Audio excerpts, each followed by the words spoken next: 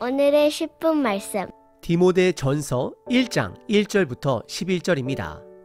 디모데전서와 후서는 교회의 정체성을 다시 돌아보게 하는 바울의 편지입니다. 이 두 서신은 바울이 그의 제자 디모데에게 쓴 개인적인 편지지만 당시 에베소 교회에서 말씀을 가르치는 사역을 하고 있는 디모데에게 명확한 목회적 지침을 주고 있습니다. 그래서 결과적으로 이 편지는 에베소 공동체를 향한 전체적 편지가 되기도 합니다. 가르침입니다.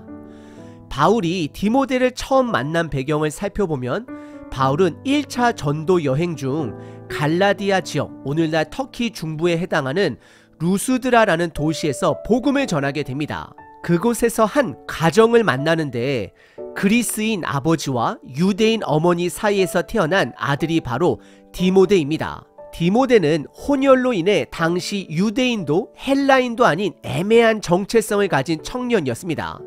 그러나 2차 전도 여행에서 바울은 사람에게 칭찬받는 본이 되는 디모데를 데리고 선교를 떠나게 됩니다.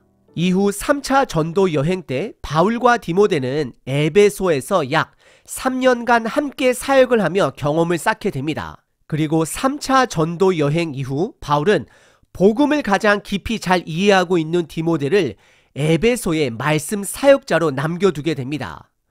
오늘 본문인 디모데 전서는 바울이 로마에서 1차로 구금된 이후에 쓴 편지로 그를 격려하고 에베소 교회의 복음의 방향이 흔들리지 않도록 돕기 위해 보낸 것입니다. 에베소 지역은 당시 아데미 여신상으로 유명한 도시였으며 각종 철학과 우상 숭배가 성행하려던 곳이었습니다. 한 가지 예로 3차 전도 여행 중 바울의 복음 전파로 인해 많은 사람들이 우상 조각을 버리기 시작하자 아데미 우상을 만드는 새 공업자들이 들고 일어날 정도였습니다. 이러한 도시에서 디모데가 교회 공동체를 온전한 복음 위에서 세울 수 있도록 그를 격려하고자 했습니다. 디모데서를 통해 사도 바울이 저와 여러분, 우리 교회에 주는 서신서로 삼아 묵상해 본다면 이 시대에 우리가 붙들어야 하는 것이 무엇인지 더욱 분명해질 것입니다. 오늘 본문은 바울이 디모데에게 보내는 편지의 첫 부분입니다. 이 편지에서 사도 바울은 복음과 다른 잘못된 가르침을 경고합니다. 당시에는 신약 성경 복음서가 없었기 때문에 사도들이 말로 전하는 가르침이 매우 중요했습니다. 디모데 전서는 에베소 교회에 있는 디모데가 바울이 인정한 말씀 교사임을 교회 공동체에게 전달하는 편지가 되기도 합니다. 이 본문은 크게 두 부분으로 나눠 볼 수 있습니다. 첫 번째 부분은 인사 부분입니다. 1절과 2절입니다. 1절에서 디모데 전서에만 드러난 특별한 표현이 등장합니다. 바울은 예수님을 소망으로 표현하며 하나님을 구주로 언급합니다. 다른 서신서에서는 예수님을 구주로 부르지만 디모데 전서에서만 하나님을 구주로, 예수님을 소망으로 표현하고 있습니다. 이는 에베소 교회가 복음의 본질을 분명하게 이해해야 할 필요성을 반영하는 표현이 됩니다. 바울은 예수님을 보내주신 하나님 아버지를 구주로 표현하고 예수님을 통해 시작된 복음과 그분의 다시 오심에 대한 소망을 강조하고 있습니다. 또한 자신이 예수 그리스도의 명령으로 사도가 되었음을 밝히며 이 편지가 공동체 전체를 향한 권위 있는 가르침임을 드러냅니다. 2절에서는 두 가지 핵심 단어가 나옵니다. 첫 번째는 믿음입니다. 바울은 디모데를 믿음 안에서 참 아들이다라고 표현합니다. 이것은 바울과 디모데가 예수 그리스도를 믿는 신앙 안에서 한 가족이 되었음을 강조합니다. 교회는 단지 프로그램을 실행하기 위해 존재하는 공동체가 아닙니다. 제자를 세우는 것이, 믿음 안에서 한 가족이 되는 것이 매우 중요하다라고 본문은 말하고 있는 것입니다. 우리는 누군가를 믿음의 자녀로 세우는 제자의 삶이 필요하고 우리 또한 믿음의 부모로서 본을 보이는 것이 중요함을 강조하고 있습니다. 두 번째 핵심 단어는 긍휼입니다. 바울 서신서에는 은혜와 평강이라는 이 두 단어가 자주 언급되지만 긍휼은 디모데 전서와 디모데 후서에서만 등장합니다. 은혜와 긍휼과 평강이 그에게 있기를 간구합니다. 참고로 궁율은 자궁을 뜻하는 네헴의 어근을 가지고 있습니다. 이것은 바울이 디모데를 각별하게 사랑하고 있음을 보여주는 표현이 되기도 합니다. 두 번째 부분은 디모데를 향한 권면입니다. 3절서부터 11절입니다. 3절에서 바울은 3차 전도 여행이 끝난 후 자신은 마게도냐로 가고 디모데는 에베소에 남겨두었던 상황을 설명합니다. 에베소에는 복음과 다른 교훈을 가르치는 사람들이 있었기 때문입니다. 4절에서 그 잘못된 가르침은 신화와 끝없는 족보로 묘사됩니다. 신화는 유대교와 헬레니즘 문화에서 섞인 비성경적인 이야기일 가능성이 크며, 족보는 유대인들이 혈통과 전통을 지나치게 강조하는 것에서 비롯된 잘못된 가르침이었을 것입니다. 바울은 이러한 가르침들이 신앙에, 믿음에 도움 주기보다는 쓸데없는 논쟁만 일으킨다라고 경고하고 있습니다. 그러면 올바른 복음의 가르침의 결과는 무엇을 가져올까요? 5절에서 바울은 복음적 교훈의 목적을 설명합니다. 첫째는 청결한 마음입니다. 복음을 순수한 마음으로 받아들이는 것이 중요합니다. 둘째는 선한 양심입니다. 말씀에 순종하여 선한 행동에 따라야 하는 것입니다. 셋째는 거짓 없는 믿음입니다. 이러한 것들이 모여 참된 사랑을 이루며 이것이 올바른 복음 교훈의 열매임을 바울은 강조하고 있습니다.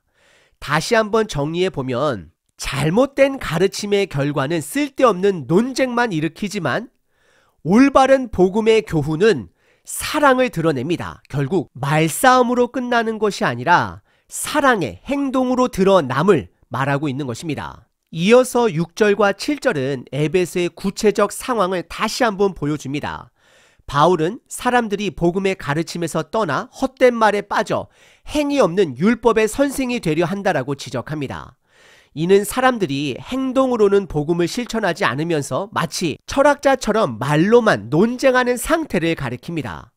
바울은 그런 사람들이 자신들이 말하는 것을 깨닫지 못하고 떠들고 있다라고 지적합니다. 이 부분은 우리도 복음에 순종하지 않고 말로만 논쟁하는 공동체가 되지 않도록 돌아보게 합니다.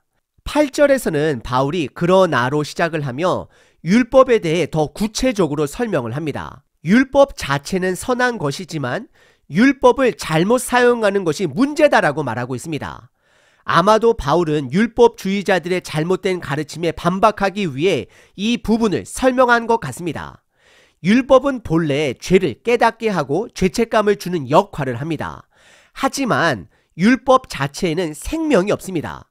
율법은 오직 예수님을 통해 복음으로 완성된 것입니다. 바울은 9절과 10절에서 율법이 불법을 행하는 자들을 위한 것이다라고 십계명을 배경으로 설명하고 있습니다. 율법이 필요한 사람들은 불법한 자, 복종하지 않는 자, 경건하지 않은 자, 거룩하지 않은 자, 살인한 자, 부모를 죽이는 자, 은행을 일삼는 자, 남색하는 자, 임신매매를 하는 자, 거짓말하는 자, 거짓 맹세하는 자 등 죄인들을 말하고 있습니다.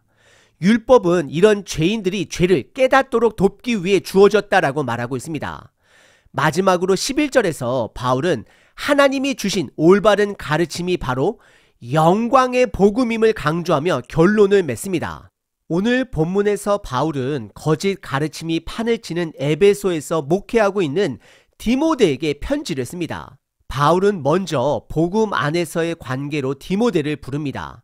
디모데는 믿음 안에서 참 아들이 되었고 이는 교회의 본질을 보여줍니다. 현대 교회는 프로그램을 통해 교회 성도들을 섬기지만 가장 중요한 기초는 제자를 세우는 것입니다.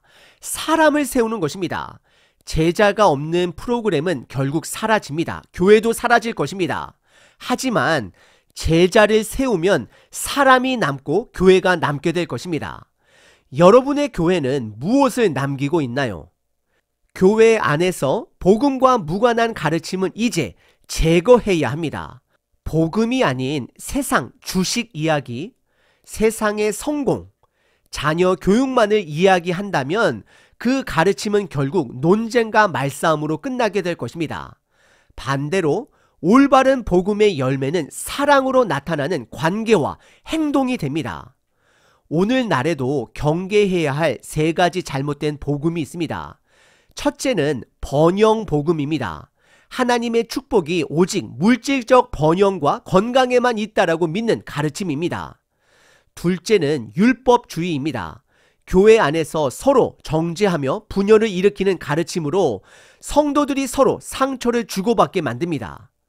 셋째는 무조건적인 구원 보장 복음입니다. 지속적인 변화의 삶, 회개의 삶이 없이 구원만을 강조하며 예수님의 복음을 값싼 은혜로 만드는 위험한 가르침입니다. 이제 우리 모두 이러한 잘못된 가르침을 경계하며 진리의 복음을 굳게 붙들어야 합니다. 로마서 16장 17절 형제들아 내가 너희를 권하노니 너희가 배운 교훈을 거슬려 분쟁을 일으키고 거치는 자들을 살피고 그들에게서 떠나라. 이러한 자들은 우리 주 그리스도를 섬기지 아니하고 다만 자기 배만 섬기나니 교활한 말과 아첨하는 말로 순진한 자들의 마음을 미혹하느니라.